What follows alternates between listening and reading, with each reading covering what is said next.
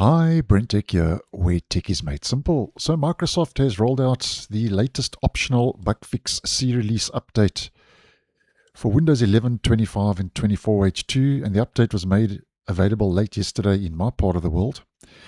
And the update is optional unless you have this toggle turned on. And if you do decide to install the update, if we head into our update history, the preview update for this month is KB5120998. And if you do install the update for 25H2, the build will be bumped up to 26,200.9278. And if you are on 24H2, that'll be 26,100.9278. Now, this is a jam-packed release and has 21 new features according to Microsoft, and brings a couple of interesting changes to the operating system as part of the K2 effort and initiative that we have been talking about, where Microsoft says it would be improving and fixing Windows throughout the course of this year, 2026. Now, all these new features and improvements and fixes I'm going to mention now, according to Microsoft, are all rolling out gradually. And a quick recap: a gradual rollout, according to Microsoft, delivers an update in phases, so features reach devices over time instead of all at once. So you may see these at the get-go, you may not. I've got some of the new features and others I don't have, so always just keep that in mind. Now, first of all, for the taskbar, you can now choose whether the taskbar appears at the bottom, top, left, or right of your screen. In these other positions, Microsoft says tooltips, flyouts, and animations will still come from the taskbar, and most customization settings such as never combine taskbar icons will work with all locations. Search box and smaller taskbar are currently supported only for top and bottom positions.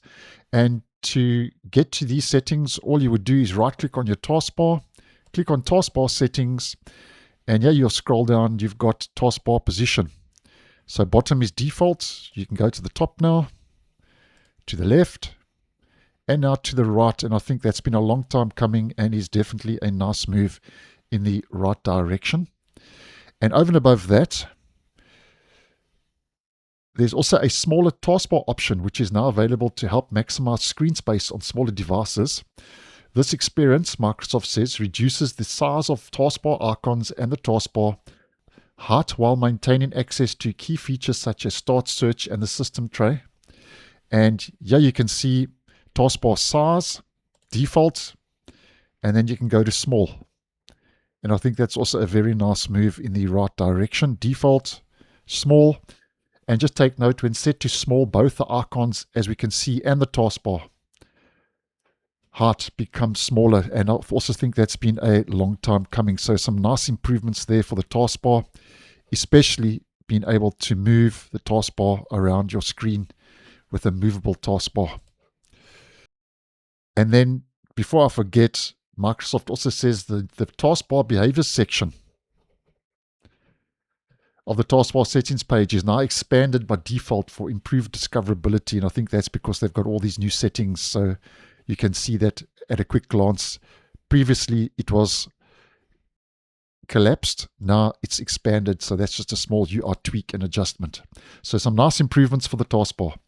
And then for the start menu, I haven't received any of these new features, so I'm going to use an image provided, where the update makes start menu more personal with several customizations. The first is you can now choose between a small or a large start menu, in addition to automatic, which is default. That's available. Remember, these are rolling out controlled. As mentioned, I haven't received this. That's why I'm using an image. And then next up, the recommended section has been renamed to recent in the start menu, in the settings. And you can also now hide your profile picture, hide your name and profile picture on the start, which I think is nice for privacy. And then the last one for the start menu settings page is now designed with section level toggles to independently show or hide pinned, recommended, and all. So here you've got pinned, you can show or hide that, recent, and all. So lots of customization options for the start menu. Unfortunately, I haven't received any of those with this update. And then for Windows Search, once again, I'm going to use an image because I haven't received any of these new features for Windows Search, where the update includes improvements that make Windows Search more dependable, easier to scan, and clearer before you click. Where the first is Search Home has now been simplified to reduce visual clutter, as we can see here on the right, and make it easier to get back to recent searches quickly. Next up, Search does a better job showing where a result comes from, app setting, file, web result, or store suggestion, so it's easier to tell what you're looking at and where you will go before you click. And there's also a new setting in Settings, Privacy, and Security Search that lets you choose whether web and Microsoft Store suggestions appear alongside local results, which I think is a nice move. And Windows now automatically indexes your most used folders to make those files appear in subsequent search results. And you can control this in the Settings, Privacy, and Security Search. Automatically find additional relevant locations. So Windows Search, unfortunately, I haven't received any of those new features. Go check it out. Maybe you have better luck than me. And then for File Explorer, Microsoft says launching File Explorer Home is now faster and more responsive, which is nice to see. And the recommended section on Home now supports touch scrolling, which makes it easier, according to Microsoft, to browse files in the carousel. And then next up, the update introduces updated progress indicators across Windows, which Microsoft says provides a more consistent and modern experience during startup, sign-in, restart, shutdown, and update installation. And I have posted 1 or 2 videos on that previously when it was very much still in preview. And then for Windows Share, the update adds the ability for users signed in with a work or school account to discover and install relevant apps directly from the Share window. And then for admins, there's a new feature which is called Administrator Protection, which Microsoft says aims to protect free-floating admin rights for administrators. It enables users to perform administrative tasks using just-in-time privileges. And then according to Microsoft, switching between virtual desktops is now smoother and more responsive, which is nice to see. And then for display and graphics, the update improves the reliability of navigating to and interacting with settings system display. And the update improves the persistence of previous brightness settings once the energy saver turns off. And then for Task Manager, the update improves the reliability of displaying app history information in Task Manager. And then for Windows Setup, there are 2 improvements. The first is the update streamlines the experience for selecting a secondary keyboard during Windows Setup, making it easier to skip when it isn't needed. And the second improvement is the update improves the Get Started app with new app install, site pinning, and theme pages to help you personalize your device and discover new features. And then for Windows Update, Microsoft says the update improves restart behavior, so PCs that were manually put to sleep return to sleep after completing an update, even when automatic sleep is set to never. And I think that's a nice move in the right direction. And then for the Microsoft Store, there's a new feature where Microsoft says this update provides support for in-app purchases in packaged WinUI3 apps that require elevation, helping developers offer purchases through Microsoft's integrated commerce platform. And then another new feature is device association for Windows Autopilot device preparation is now generally available.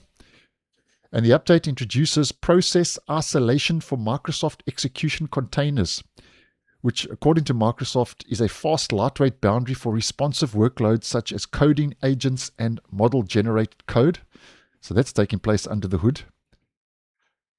Just 1 or 2 more to go, guys. And then another new feature is the update introduces preview platform support for tagging agentic processes.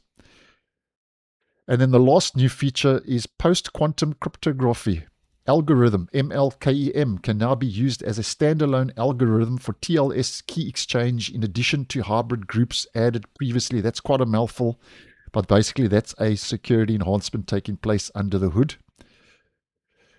And then the last one to mention is starting in August 2026, Microsoft says Windows 11 versions 24 and 25H2 will no longer include the Windows Management Instrumentation Command Line, WMRC utility. WMRC is already removed by default in new installations of Windows 11 versions 24 and 25H2 and will no longer be available as a feature on demand, according to Microsoft.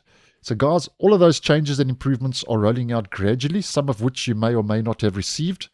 And according to Microsoft, Microsoft says it is not currently aware of any known issues with this update, and I hope it stays that way. So guys, that's more or less what's new in KB5120998, which is this month's optional bug fix C-release update, packing a couple of nice improvements for the K2 effort that Microsoft says it's working on to improve Windows throughout the course and the rest of this year. So thanks for watching, and I'll see you in the next one.